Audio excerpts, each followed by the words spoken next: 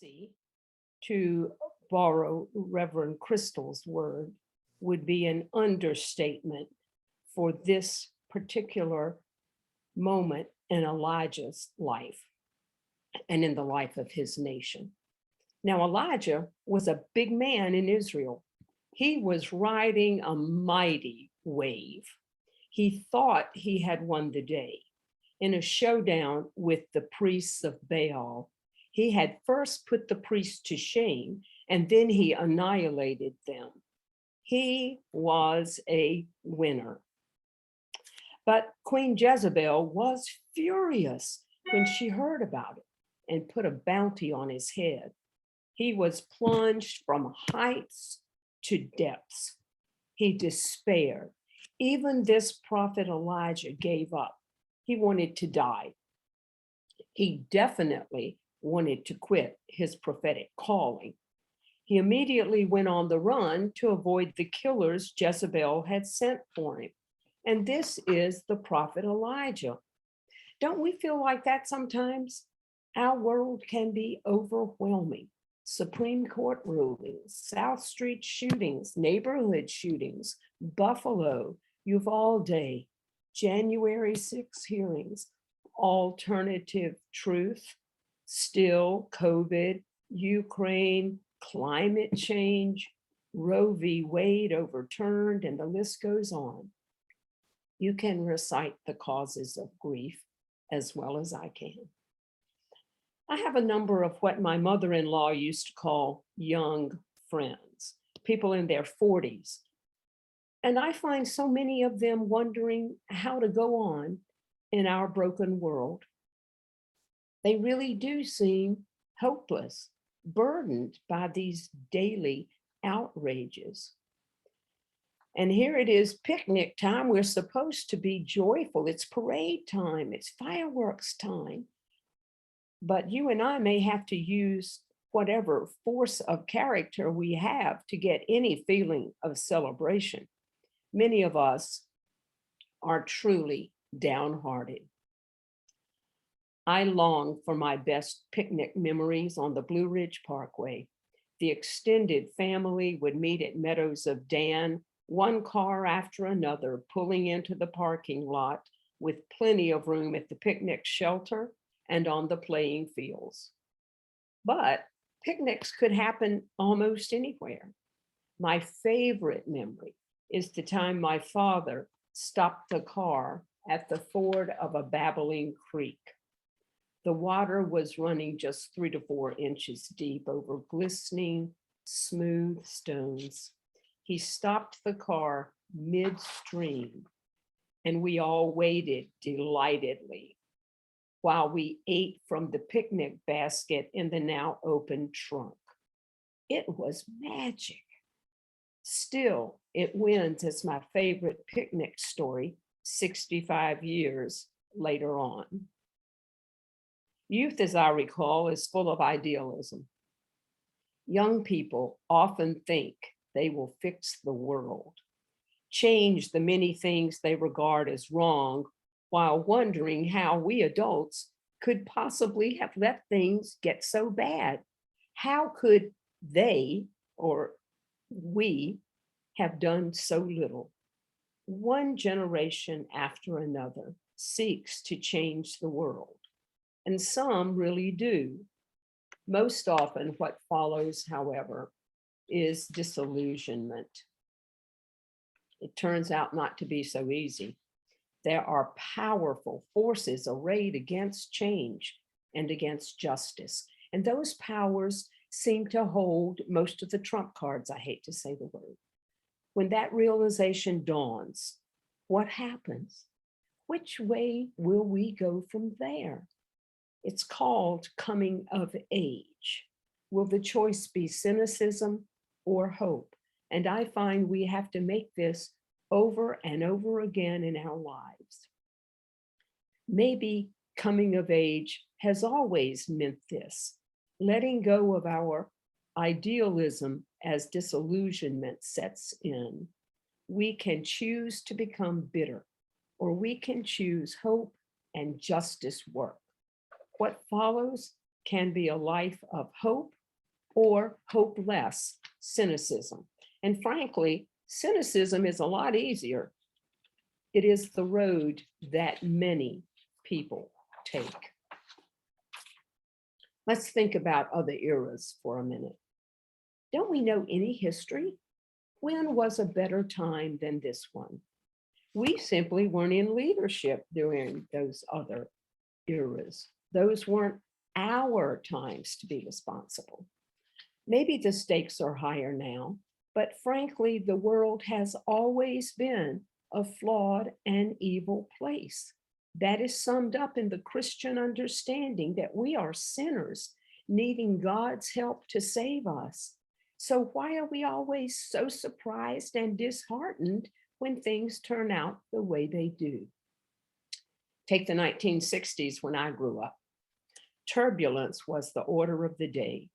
The civil rights movement, thank God for the heroes of that time, was in full swing. And so were those who stood against it. The specter of nuclear war with the Soviet Union was real. The Cuban Missile Crisis in 1962 was an incredibly tense time. For 12 days, the world literally teetered on the brink of nuclear war. Of course, it dominated the news. In school, we were having safety drills and hiding under desks, as if a desk could protect us from nuclear fallout. The adults living through all this were largely the traumatized but heroic generation who fought in World War II. They knew what war could do.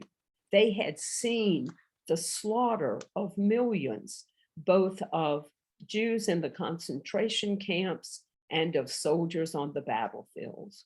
And they had witnessed the destruction that the United States visited on Hiroshima and Nagasaki, Japan, when we dropped atomic bombs on those two cities to end the war with Japan. When my family built a new home in 1960, we built a fallout shelter in the basement. It seemed prudent. So there was also the Vietnam War. The anti-war movement countered the war, and student protests on university campuses ended with students being shot and killed. I was a student then. Martin Luther King was assassinated. Bobby Kennedy was assassinated. And against that stood Woodstock, the famous breakthrough for youth of free love, psychedelic drugs, and the dropout culture.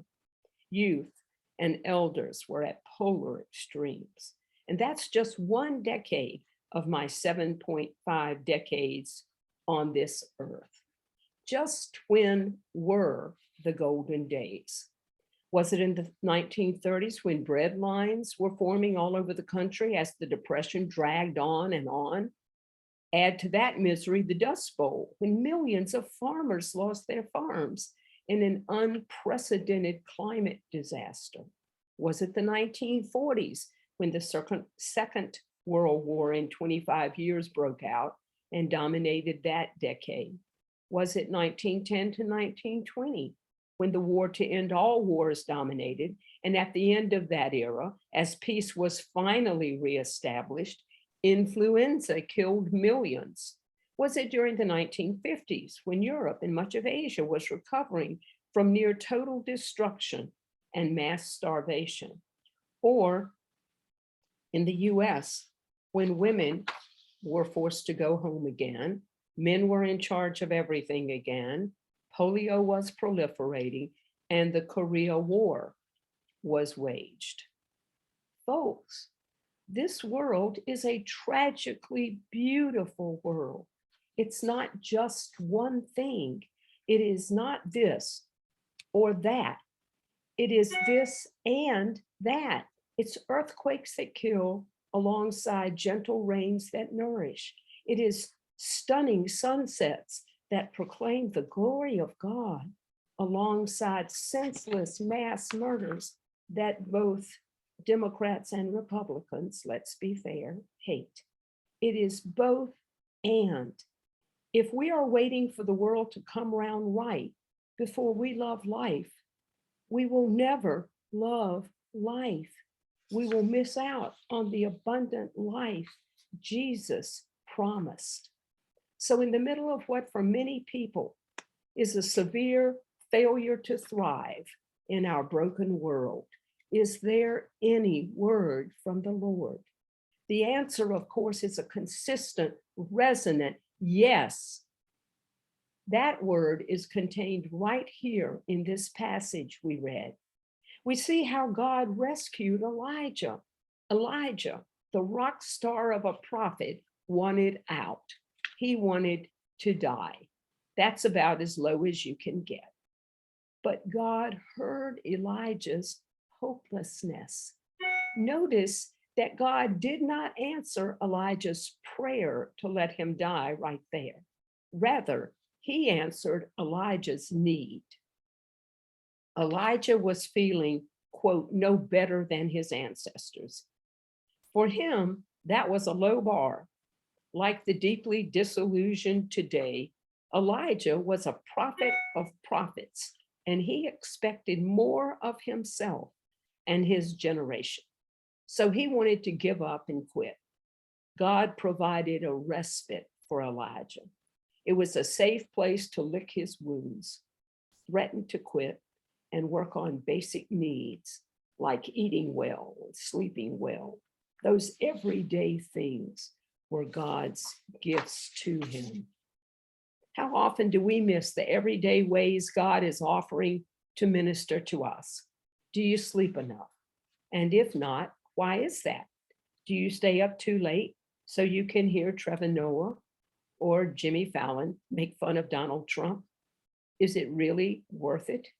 Do you stay on Facebook and Twitter and Instagram, even though you know it makes you sick at heart, even though it makes you angry, even though you feel more negative and helpless every time you indulge your curiosity?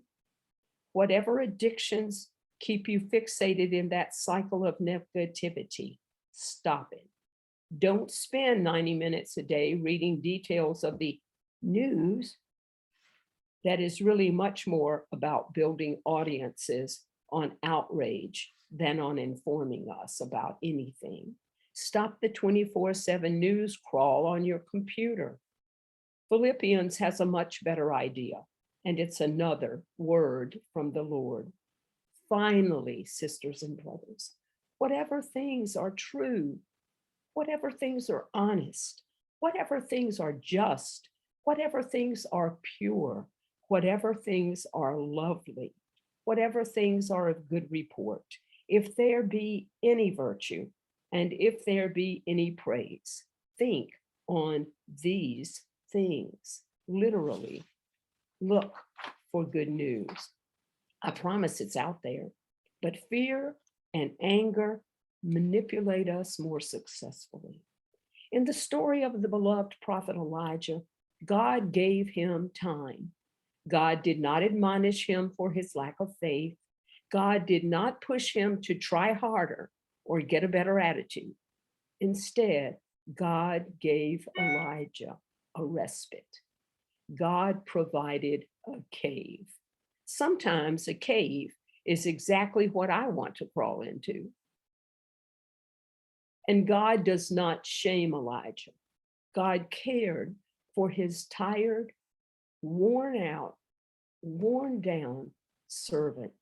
God visited Elijah personally, but you could even have missed it. It was so quiet.